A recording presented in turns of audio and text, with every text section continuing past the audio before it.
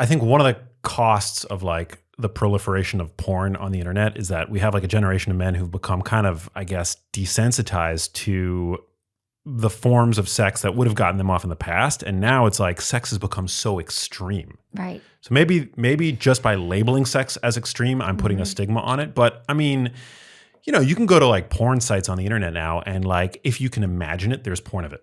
It's like really intense. It's very, very intense. You know? And I think that, yeah, porn is, you know, I like porn. I think that porn has its uses. I'm not like anti-porn. It's titillating. It can be really fun for couples. You can learn what you like. But the problem is that porn, the proliferation of porn without accurate sex education is a disaster. Because a lot of young kids who grew up with an iPad in their hand or a phone in their hand, they've been seeing porn since they were 8 years old. And since there's an absence of sex education, and then they're seeing porn, they're like, well, that must be sex. That's how sex happens. And I'm always telling people, like, there is no way that what's happening right now even feels good. Like, he's nowhere near her clitoris.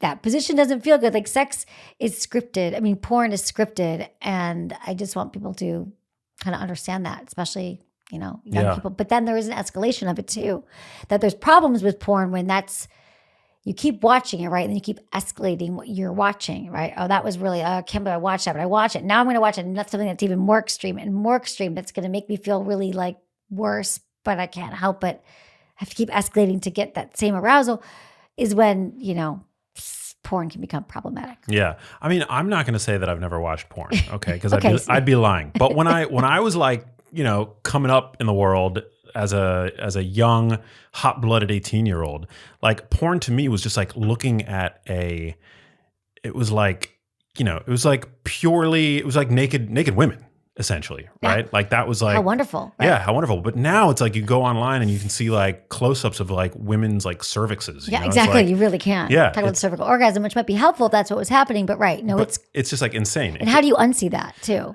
Yeah, I don't know. And then somebody once described porn to me as like you're getting off on somebody else's trauma, you know? Like nobody really like doing those kinds of pornos like are that turned on. I mean, that's why I always advise people to check out more ethical porn. What's that? There is porn that's made from the female gaze. Okay, so think about it. So most porn that we see is made by the male gaze. Which is what exactly? Which is what? It's more like aggressive, just from like the male violent POV. porn. Male POV, like more violent porn or more about what guys would think was hot, a lot of penetration, a lot of penetration. I mean, that's not where the magic happens for the majority of women. I mean, it's which is so sad. I mean, that talk about religion. I mean, the reason why that is the kind of sex that is glorified and we've seen is because of procreation. Like for many, many eons, we were told that that's how we should only have sex and it should be for procreation. But as we already covered, that for many women, that's not where the magic happens and where the pleasure is. And so, you know, I think that porn is, where was I going with that? Well, male gaze, female gaze. Oh, male gaze. Okay, got it. So the male gaze is like, let's have it penetrating. Let's have her scream. Let's do some stuff that's really painful or BDSM. Not that some women can't consensually be into BDSM and rough sex. That can be really hot too.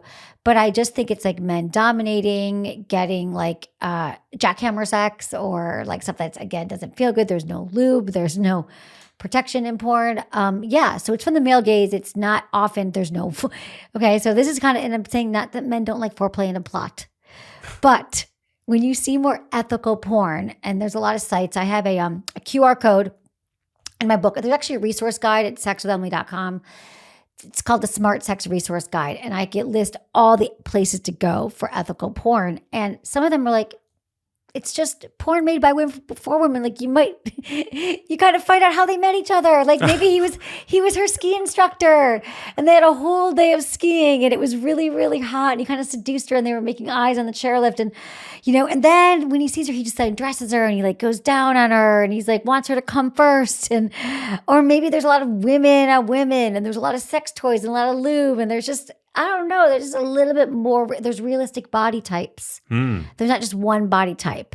And there's pubic hair, no pubic hair. You could literally find people like you, like your body, having sex in the way that maybe you want to have or you fantasized about.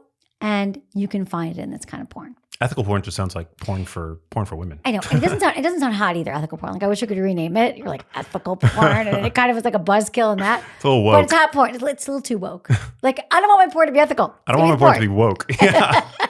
Like woke porn. But woke porn is better than porn that makes you feel bad. That's true. This porn does make you feel good. And I love the trend towards more woke porn. That's actually a better name for it. But woke porn. Woke porn, yeah. Yeah.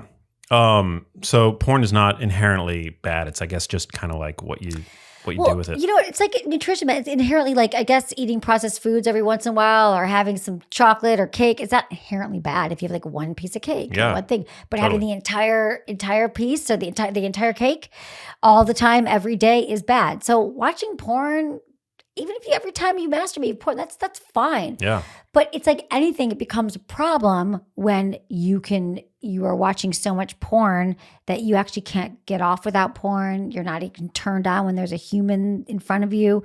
You need to have porn on in the background every time you have sex. And that's when it becomes like a problem. Yeah. Your relationship to it can become a problem. But porn's not going anywhere. I think that I have a relatively good relationship with it in that I don't really watch it. Anymore. But I'm a child of the internet, so like I grew up with it. Right. Okay. Yeah, I grew up with like. But why don't you watch it anymore? Why don't I watch it? I just don't. I don't know. So when you masturbate, you just sort of use your imagination. I'm not very good at that, actually. Masturbating or using your imagination? Using my imagination. Yeah. You can think about things that you have done before. That is imagination. Pictures. Maybe you want ethical porn, Max. I don't know. there have been phases in my life where I was like masturbating more. Yeah. But I think we all go in phases too. Yeah. We go in phases where we masturbate, we don't masturbate. But it is part of being sexually healthy and well.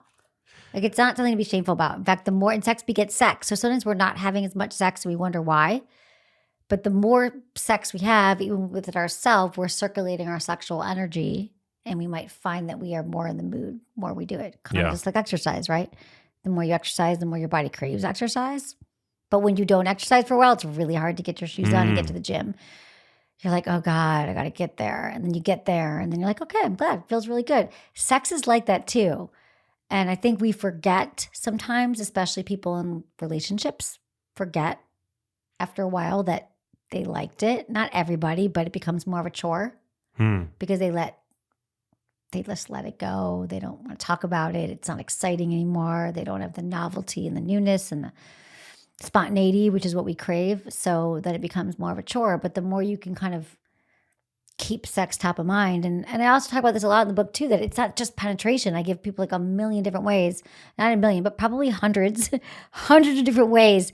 Like sex is a wide, like an umbrella term. Yeah. And it's not just penetration. It could be like, you know what's a really hot thing to do with a partner? Mutual masturbation. Where you're literally both lying there and you're both it's a sure thing. You know you're both going to get off. But it's also like, it's hot to watch your partner please himself. You're like, and it's educational.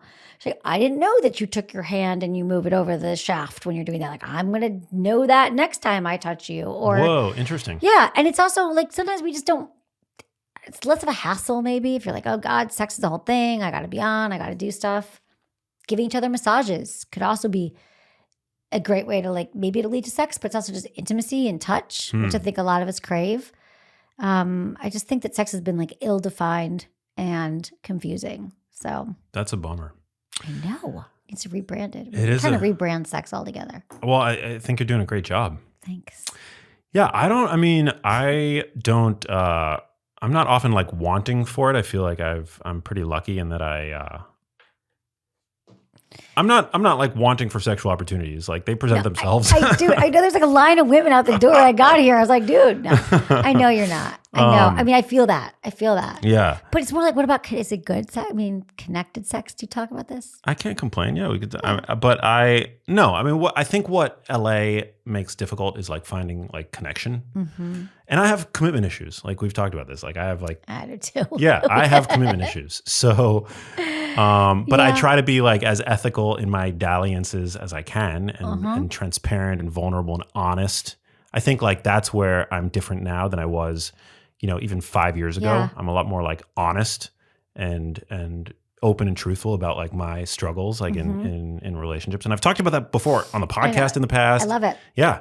That's part of it. That's part of it, is being really honest. I mean, I love that you're transparent with people that you go out with. You're like, okay, maybe I'm not looking for anything right now, or this is just sexual. I think that's a big part of it, I think, is knowing yourself. That's just, there's a knowing to dating and sexuality that I think we haven't given ourselves permission to really explore. But I want you to move through some of the commitment stuff, Max. We've been in therapy together. Should we talk about the fact that we have the same therapist? Yeah. Oh my God. We love her. Yeah, we do. Yeah. What do you think about casual sex?